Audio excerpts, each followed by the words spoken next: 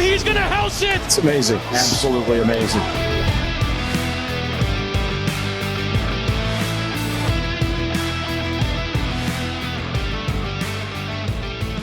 What's going on, everybody? Welcome to another Angle of Pursuit podcast, your fantasy football, sports betting, and NASCAR home. As you can tell, I sound like absolute garbage, but Brian and I needed to get you the plays and the picks as we head to Austin for the EchoPark. It's the first road course of the season with the new cars. Very excited about that. And here to do the heavy lifting, it's Brian Twining. What's up, Brian? What's up, Kyle? Yeah, like you said, it's the first road course of the 2022 season. It's also another first of this NASCAR season with the next-gen vehicle being tested for the first time on a road course. And if this season has shown us anything, it's to expect the unexpected, which is so fitting for the month of March that the NCAA tournament's going on. And so we're going to have another wacky weekend in Austin, and I'm expecting some pretty weird results and maybe not necessarily seeing the traditionalists finish near the top of the field. Yeah, I think there could be some interesting opportunities. There's also going to potentially open up some stuff for the guys that normally do well. Maybe we'll get better numbers. But before we jump into this week's race, I did want to take a quick look at the futures market and kind of get a sense of where our heads are at and see if there's any potential numbers, because I made two bets this week. One that we've talked about that I said I was going to make. I finally pulled the trigger on it. And then one that based on the previous weeks made too much sense. So let me go ahead and share my screen, and we will head over to Odds Checker, check out their grid for the championship. Obviously, Larson is your favorite. These 4-1 numbers are really tempting. Like I could find myself getting to that. I feel like Larson is that good. The other guys kind of behind him, obviously, will he be getting that win last week? Good call by you. Locks him into a playoff spot, so that's good. But I'm gonna stop here and kind of get some ideas of where your head's at. Of these names, say Alex Bowman on up. Who's interesting to you? Obviously, we have our future bets. I'll pull those up now so I can reference them as well. But like, where's your head going with these odds? I find it interesting that they still have Ryan Blaney posted at 12-1. We said this at the beginning of the year. I'm going to keep coming back to him. We both of us have a standing Blaney ticket to win the championship, and now that the odds have actually gotten worse, I don't really understand. And to me, it's kind of an indication that they don't really get how like the championship works, maybe because Blaney has been the best driver in the Cup Series this year. Just because he hasn't won is not an indication of how well he's actually been on the track. And so getting him outside the double digits right now is something that you should be doing, knowing that pretty much at every track, which has been a different test, Blaney has been running near the top of the field. And so to me, he's the best value on the board. And of those drivers, like I feel most confident outside of Larson in Blaney in potentially winning the championship. So getting that at 12-1 is something I'd be doing right now. And so that was the bet. One of the bets I made, 12-1, Ryan Blaney. Like you said, it's been too good. Once he gets his win, that number is going to crater to, inside this range. What's interesting too, I wanted to hit on is that the fact that we've had 5 different winners already, we might see a season where getting a win doesn't necessarily automatically qualify you for the playoffs. So a guy like Austin Cindric, for instance, who Kyle and I were both on his season win total of a half a race, which we already hit. And then we kind of came back to that when it got reset at 1.5. And there was a little skepticism especially by me, like as to whether or not we'd see him find winner's circle again. And so knowing that like he won the Daytona 500, there's a legit shot that he goes another 20 something races without winning again and doesn't make the playoffs. Yeah, no, 100%. So yeah, we need to perform well, and you need to win races, and can probably win a couple to make sure you get in with these new cars. There's a lot more parity this year. But as I'm going to load the rest of these, because I think this is the range where we're going to find some names. And the other bet I made, Brian, that's huge. Ross Chastain. I got it at 50. There's still a 60. But I could definitely see a lot more books getting to this, 25, 28, 33 kind of range for him. He's been so good, so solid, so consistent, and 3 straight top threes. he's gonna win a race. I thought we almost had it. But yeah, I like him quite a bit, and getting anything north of anything 50 or better, I think is worth your time. Yeah, no, Chastain for me is one of my favorite drivers at the moment in the Cup Series, and somebody who has really elevated his driving. I mean, knowing he went from one team to another, taking on the second car at Trackhouse, expectations were, middling for Chastain entering the 2022 season with the new car, but he has exceeded all of those and is showing on a week-to-week basis that he is one of the top drivers at the moment. Yep, 100%, 100%. I actually just placed a half a unit on that 50-1 number over at the offshore that Kyle and I use. So I'll be adding that to our sheet. I just added mine to the sheet. We can get 60-1 on here, so that's what I put down. Anyone else in this range that we'll get into the race this week? Christopher Bell. I don't know if I'm gonna be able to keep doing this. I'm gonna keep banging my head against the wall.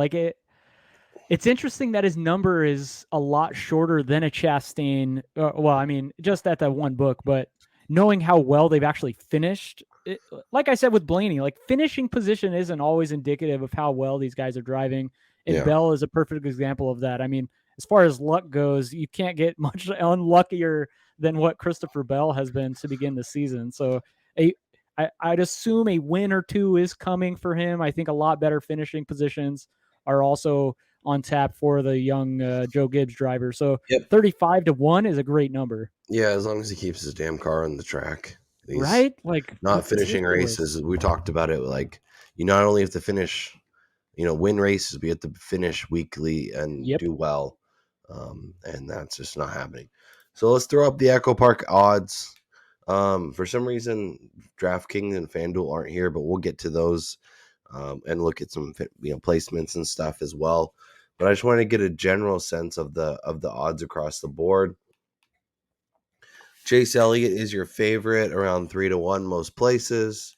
Kyle Larson right there. Party Marty, you're the three guys that each and every road course we're gonna find ourselves gravitating towards. Are you betting any of those three guys? At such a short number, it's hard to get there, but like because they are so similar, I'd rather take the longer odds and go with Kyle Larson over a Chase Elliott. Yeah. But I mean, we've been talking here a couple of years now. I just have a hard time betting anybody, especially underneath 5-1 to win a NASCAR race. So you probably won't find them on my card. Especially with the newer cars really making a difference. Yep. Truex is compelling because he is not that far off Larson and Elliott in terms of track record, but he's 3 to 4 times the odd for some reason. So that is really, really interesting. Definitely based on recent results. Moving along to the next kind of chunk, we'll stay inside 20-1. Cindric is compelling. I know we talked about him not really, maybe not even making the playoffs, and that's a very reasonable possibility. But he is a guy in the Xfinity Series who ran really well on road courses. Definitely has obviously has a great car this year. Could make a ton of sense. There's your Allmendinger showing up. Dinger the ringer. The ringer is there. Christopher Bell, our guy, obviously got the win at the road course last year, so has that upside. We think he can be a really good driver all year long. What jumps out in this range to you? Who do you like? Where's your head going and your dollars? Well, I mean, obviously, like you said, Austin Cindric is somebody who was really good at road courses in the Xfinity Series, winning, I think, 5 different times from 2019 to 2021 and finishing I believe it was 11 of the last 14 road races inside the top 5 in the Xfinity Series. He top 10 at Indy last year in the Cup. So, for him at 16-1, that's probably a number that I can see myself placing a small bit of change on. And then going down to the bottom of this list, I had both Bell and Chase Briscoe, who Briscoe last year was somebody I was really intrigued about at the road courses, showed really well there. He has a win already this year, so he's already shown the ability to run near the top of the field, and he's another person who runs really good at these types of tracks. But there's somebody a little bit lower than this that I feel people have been on all season, and if I can get them the very bottom of that screen right there, Tyler Reddick at 40-1, he's somebody who has shown a tremendous elevation of skill this season. His car has been extremely fast. He's been pretty good at road courses over the last 2 years. And so for him, getting him at 40-1 is a number I'll probably find myself a little bit higher on than most. Yeah, and the fact that it's basically 25 across the board and then 40-1 at Caesars, that's nice. That's nice value. Yeah. So you can get That's yourself to crazy. Caesars, that's a great way to go. Yeah, Bowman, meh. It is interesting to see Ryan Blaney down here. If we really think he can be a guy that competes for the championship, he's got to at least do decently here. So I was just gonna say I like his placement bets more so than an outright for yeah, Blaney, just because he's never really shown top of the field type talent at road courses. right. And when his outright number is 25 or 20, we'll get some decent top 3, top Yep, 5, top 10. So exactly. I like that call. I also like Chastain at 40. This is a guy that's doing really well. Like you said, all these consistent top 3s. If you can get that 40-1 number, and I'm going to add it to my card now because the way he's driving, I think it's really hard to go against him at that big of a number. Yeah, I also added that on there for a quarter unit because like we said, Chastain. I don't care what kind of track it is. He's been really good this season, and Yep. I'm not going to fade him right It's now. cool it's been fun to see his kind of go from, okay, well, he's obviously going to do well here to, oh wait, he's actually doing really well Yeah. everywhere. Oh, is Yep. this a fluke or is this real? And then he just keeps popping up. So anyone else that you want to look at, maybe longer shot? Chris Buescher, Cole Custer. I was gonna say Chris Buescher all the way down there at 125-1. He's not the best at these kinds of tracks, but he has performed okay, and he's somebody who I like in the placement market for sure. Maybe not necessarily at that outright, but seeing his outright numbers so big, that's a good indication that you're going to get good value on him at like a top 10 type of bet. Really wish we could access Caesars. That would be very nice. Let's go over to DraftKings, see what their numbers are looking like, and we'll look at some placings as well. Once again, Elliott Larson, Truex, Kyle Busch, Cindric is 14 here. Briscoe is 16 here. That's a short number. Yep. At that number, like, for you to bet him, is it 20-1 and better, or like would you consider 16 if that's all you could get? Honestly, for me, like for a guy like Briscoe's in his second year, I know, like I said, this has been a really weird season. But I'd probably prefer him closer to that 20-1 number. And even though outright successes at road courses are not the same, I would rather bet William Byron at 19-1 than a Briscoe at 16-1, just knowing like their overall skill, or even Blaney at 19-1. Yeah, I don't even like Christopher Bell that much at 16-1. It No, feels it's like a a little short too number. short. Chastain 25 is okay, but yeah, DraftKings is really tightening their odds this week. Tyler Reddick, Like I could get to Reddick at 30. Yeah. Top 3-1 for a top 5. I like that. Obviously qualifying will tell us a lot, and we'll be back after qualifying to break it all down, give you DFS picks, update the betting odds, Hopefully, my voice won't sound so shitty. But we'll get there when we get there. Yeah, I think Reddick at 5-1. And we'll flip over and look at DraftKings here in a sec, or at FanDuel rather, because they tend to give us a little bit better number on those placings. Although they don't have 5, they have 3 and 10, which is a bit frustrating. Anyone you want to look at specifically? I mean, I'm really interested to see what the placement odds are on a Chastain, for instance. Who, I mean, 30-1 here or 25-1. You know, anything close to even money on a top 10 is a great number, or even going up to that top 5. All right, so Christopher Bell top 10 minus 140. I don't hate that. Reddick minus 120. Don't hate that.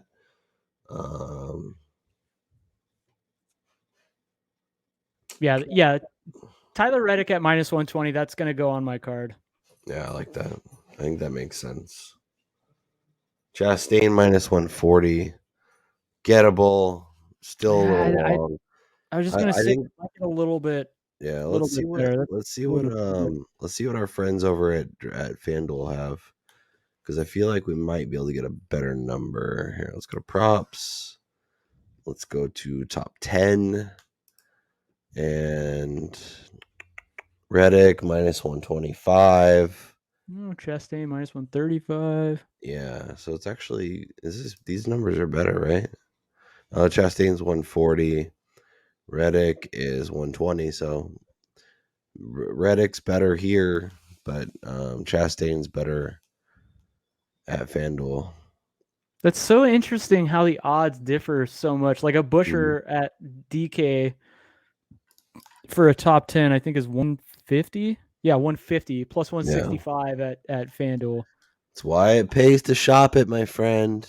Look for That's the why it would pay to live in Arizona or Las Vegas. I'd be broke if I lived in Las Vegas. Or we'd have all the monies because we win all of our bets all the time. that is very top true. Top 3.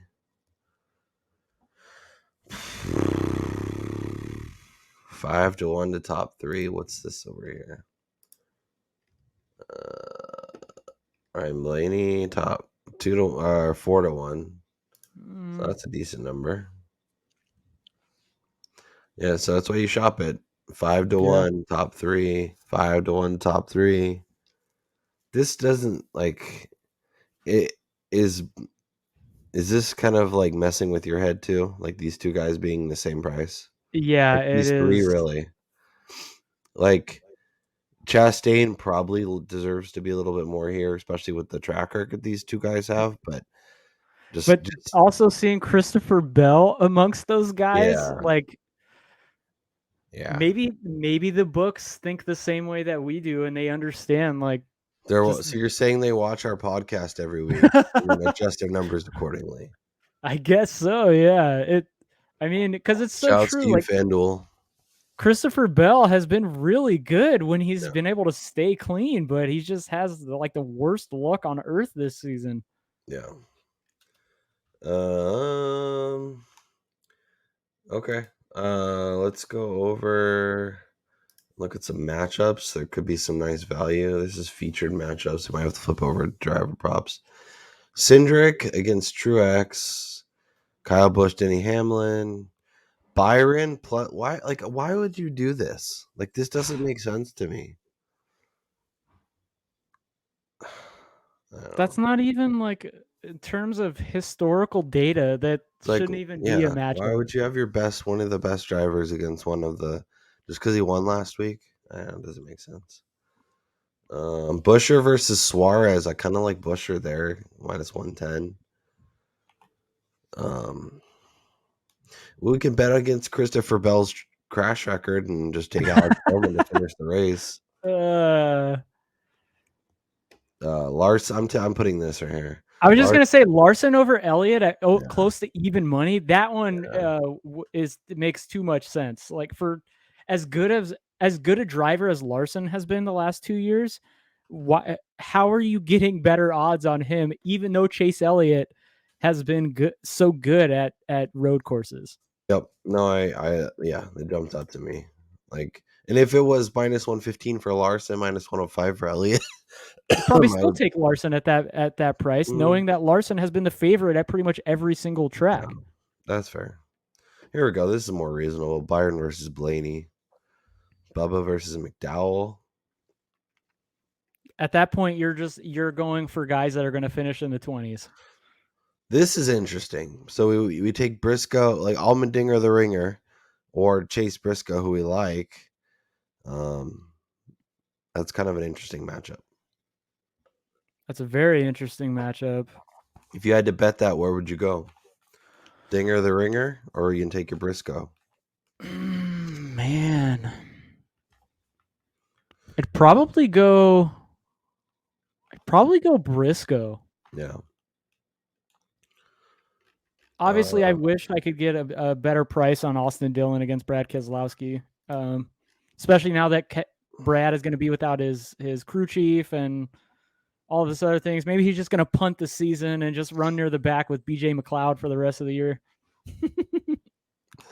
That's your dream scenario, my friend. Yes. I mean, this could be our show bet if you want to do that. No. All right, let's do it. Austin Dillon versus Bad Brad. Yep, sure. I'll take Keselowski there. That's fine. That sounds like fun. Where's your Logano weekly bet? Is that here? They don't have it this week. Those jerks. No Blaney versus Logano. We'll have to check back and see if they have Blaney versus Logano. They're tired of you taking all their money, Brian. Right? Or they're just tired of me complaining to them and saying they should refund my money because there we go. Truex versus Busch, Elliott versus Larson, Byron versus Blaney. Like, who comes up with these with this juice? Like minus 110, minus 126. I think it's just they post them an even, and then that's where the money's coming in, so they move it accordingly. That's ridiculous. See, that's why, like, as soon as they lay these numbers and these stupid head-to-heads, but that's the thing, though. It's like with these sports books, I'm sure other people have noticed there is no consistency whatsoever with NASCAR odds being dropped. Yeah. Second race of the year, I think it took FanDuel 4 days to post any odds. Like, it wasn't even until Thursday or Friday before we had odds for the race. Like, it's fine. Like, it's fine. Right now is a good time too because they're so focused on March Madness. That is very true. You might be able to find some good numbers. Yeah. Okay, let's throw up the bet tracker. Let's add some bets and all that stuff. I will show everyone last week. It was not a good week at the Quick Trip. Lots of L's for your boy. I did have some nice head-to-head juice. I might have to go a little heavier this week. Eric Jones over McDowell, Chastain over Kurt Busch, and Harrison Burton over Cole Custer. So 3 dubs right there. We can show Brian's card because it's much more appealing. Finally. So now we both got an outright winner. He hit Willie B. Probably should have put a little more than a half a unit on there, but that's okay. A few wins in there, some nice numbers. And we can scroll up to see that we're both in the hole. But you know what, Brian? It's a new week. It's time to hit some winners. And you got to catch up in total volume of wagers. Yeah, I mean, you spray the board like no other, so I appreciate that. It's like this is for fun, dude. Like, I don't understand. I understand people do this for a living, and obviously you don't want to get as crazy. I'm not trying to hand out bets just to hand out bets. I want to hand out winners. I'm not doing very good at that. Yeah, but all of these things, I feel very confident in these bets. Mm-hmm. And hopefully by the end of the season, we're sitting so nicely in the green that it's not going to be a big thing.